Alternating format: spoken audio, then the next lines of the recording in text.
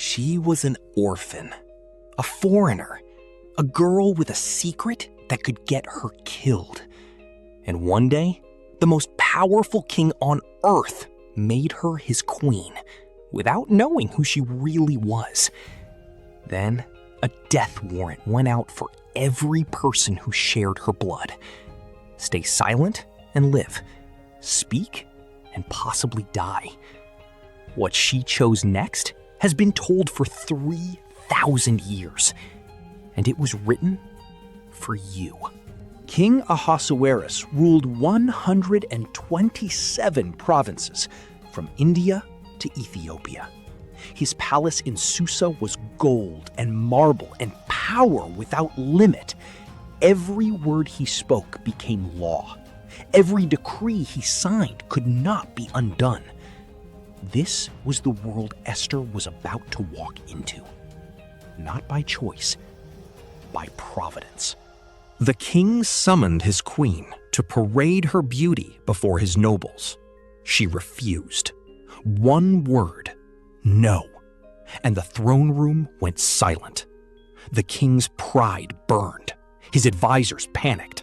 A decree was issued. Vashti was deposed, and a throne sat empty. God was already moving. Her Hebrew name was Hadassah, myrtle. Her Persian name, Esther, meant hidden. She was an orphan, raised by her cousin Mordecai after her parents died. No family name the empire recognized, no power, no plan. Just a faithful man who refused to let her be forgotten, and a God who had not forgotten her either. When the king's search for a new queen reached Susa, Esther was brought to the palace along with many other young women. The moment Haggai, the king's official, saw her, he stopped. He gave her 7 handmaids, the best rooms, special preparation above every other candidate.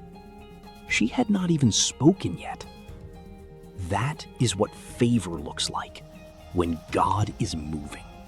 Before Esther entered the palace, Mordecai gave her one instruction: tell no one you are Jewish. Then he came back.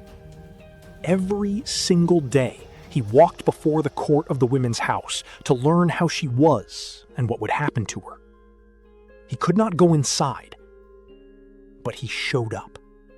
Every morning, every evening. That is what faithful love looks like when there is nothing else it can do. When Esther's turn came, she asked Haggai, the wisest person in the room, what she should take before the king. Not the most jewels, not the most impressive display, just wisdom. The king loved Esther above all others. He set the crown on her head. The orphan girl from a modest street in Susa was now queen of the Persian Empire. Mordecai overheard 2 officials plotting to assassinate the king. He reported it to Esther. Esther told the king in Mordecai's name.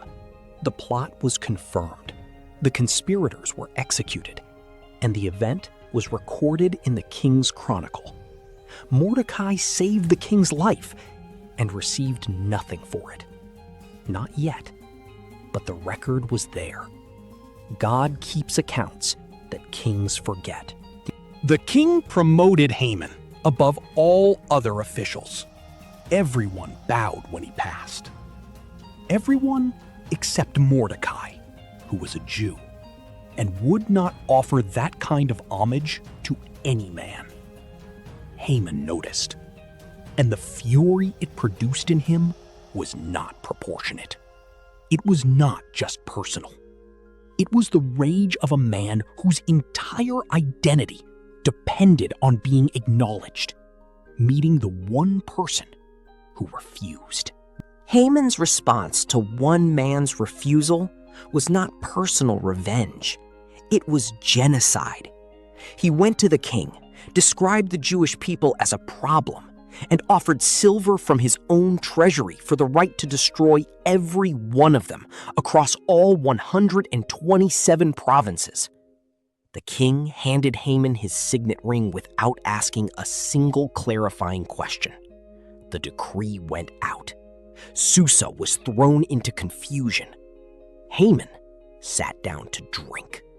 When Mordecai understood what had been done, he tore his clothes, put on sackcloth and ashes, and cried out in the streets.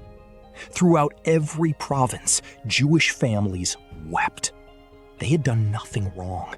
They had no army, no king, no advocate in any court that mattered, except one woman, in a palace she had not chosen, who did not yet know she was the only card God had in play. When Esther learned about Mordecai, she sent garments for him. He refused them. She sent a messenger to find out why. Mordecai sent back a copy of the full decree, every word, and a message. Go to the king. Plead for your people. For the first time in this story, Esther was being asked to stop hiding who she was and walk into the most dangerous room in the empire and reveal it. Esther sent her honest answer back. Anyone who enters the king's inner court uninvited faces one law: death, unless the king extends the golden scepter. And she had not been called before the king in 30 days. She was not making excuses. She was stating a real cost with real consequences. The price of what she was being asked to do was exact, and she was still deciding whether to pay it. Mordecai's reply was precise. Do not think you will escape in the palace more than all the other Jews. If you stay silent, deliverance will come from somewhere else, but you and your father's house will perish. Then the sentence that has outlived the Persian Empire. Yet who knows whether you have come to the kingdom for such a time as this? Not a command, a question. The most powerful kind of invitation there is. Esther sent her answer back. Fast for me 3 days. My maids and I will do the same. And then, so I will go to the king, which is against the law. And if I perish, I perish. 5 words. Not recklessness, not despair. The most precise statement of surrendered courage in all of Scripture. She had counted the cost completely and decided that some things were worth the price. On the 3rd day, Esther put on her royal robes and walked into the inner court. The king looked up. He saw her standing there, uninvited, alone, on the threshold of a law that should have meant her death. And he extended the golden scepter. She touched it. She was alive. God moved the hand of a king. And the king had no idea he had been moved.